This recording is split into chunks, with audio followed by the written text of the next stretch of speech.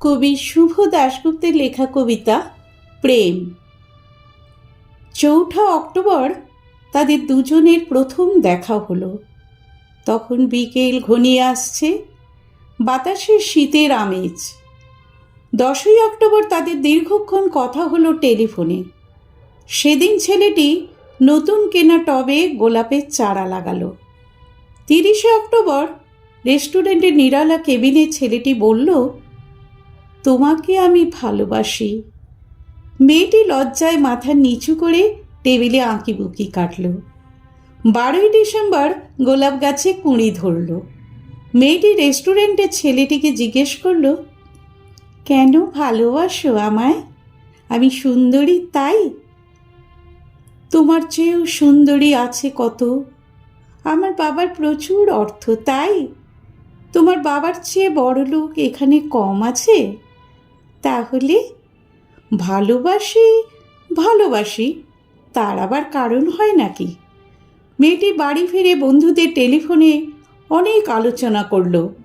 সবাই এক বাক্যে বুঝিয়ে দিল, ভালো যখন বাসে তখন একটা কিছু কারণ তো আছে বটেই, সেটা না বুঝে বেশি এগোস না। 3 জানুয়ারি মেয়েটি বলল, আমার কাছে কি চাও? কই, চাইনি তো কিছু। ভালোবাসো অথচ চাও না, তাহলে?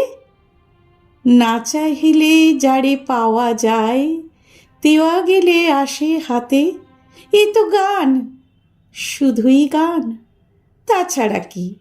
কিছুই যদি না চাও তবে ভালোবাসো কেন? ভালোবাসি তাই ভালোবাসা দিতে চাই, চাইব কেন? তুমি সত্যিই অদ্ভুত। 10 ফেব্রুয়ারি দুজনের দেখা হলো মেট্রো স্টেশনের পাতালে। ছেলেটি বলল, আমি কাল সারা রাত বাঁশি বাজিয়েছি।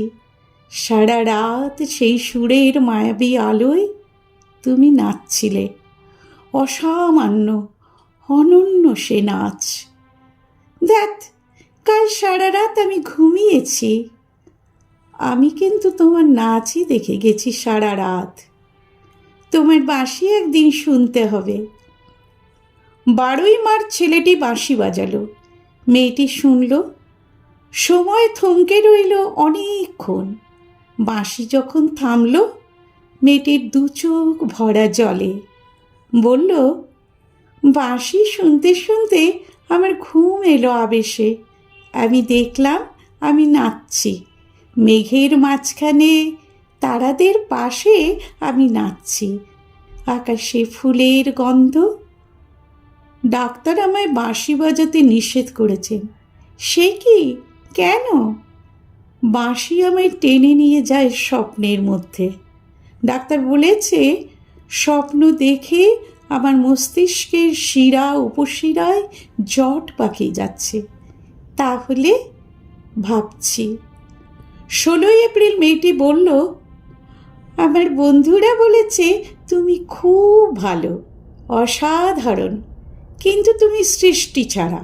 তোমার স্বপ্ন সব অর্থহীন। আমি জানি। স্বপ্ন টপ্ন ছেড়ে দিতে পারো না তুমি? না। তাহলে তুমি তো আমাকে হারাবে। তোমায় পাইনি তো কখনো। 5 মে ছেলেটির মস্তিষ্কে অপারেশন হলো। একটু সুস্থ হতে মেয়েটি এসে বলল, ভালো আছো তো? এখন আর স্বপ্ন দেখছো না তো? দেখছি, আরও সুন্দর সব স্বপ্ন। তাহলে তো দেখছি অপারেশনটা আদৌ সফল হয়নি। বাড়ি ফিরে বন্ধুদের ফোন করলো মেয়েটি। বন্ধুরা এক বাক্যে বলল, বাঁশি বাজানো, স্বপ্ন দেখা সবই ব্যাকডেটেড, সৃষ্টি ছাড়া। তুই আর লোক পেলি না? তুই এত রূপসী, তোর এত উজ্জ্বল প্রসপেক্ট। ভালো যদি চাস তাহলে শিগগির বিয়ে করে ফেল তোর দাদার সেই বন্ধুকে। উনি তো শুনলাম কানাডাতেই সেটেল করবেন। 7 জুলাই মেয়েটি আবার জিজ্ঞেস করলো, তুমি সত্যি কি চাও বলো তো? তুমি আরও সার্থক, আরও সুন্দর হয়ে ওঠো। ব্যাস, আর কিছু না। আর চাই স্বপ্ন দেখতে। ও, স্বপ্ন তাহলে তুমি ছাড়তে পারবে না? না। তাহলে থাকো তুমি স্বপ্ন নিয়ে। 12ই আগস্ট গোলাপ গাছে ফুল ফুটল অনেক। সেদিন দুপুরে ছেলেটির মস্তিষ্কে আবার অপারেশন হলো। 13ই সেপ্টেম্বর ছেলেটি মারা গেল। 14ই সেপ্টেম্বর মেয়েটির শুভ বিবাহ সুসম্পন্ন হলো কানাডাগামী সেই পাত্রের সঙ্গে। 20শে সেপ্টেম্বর গোলাপ গাছটি হঠাৎ ঝড়ে উপড়ে গেল। সেদিন সন্ধ্যার বিমানে মেয়েটি হানিমুনে গেল।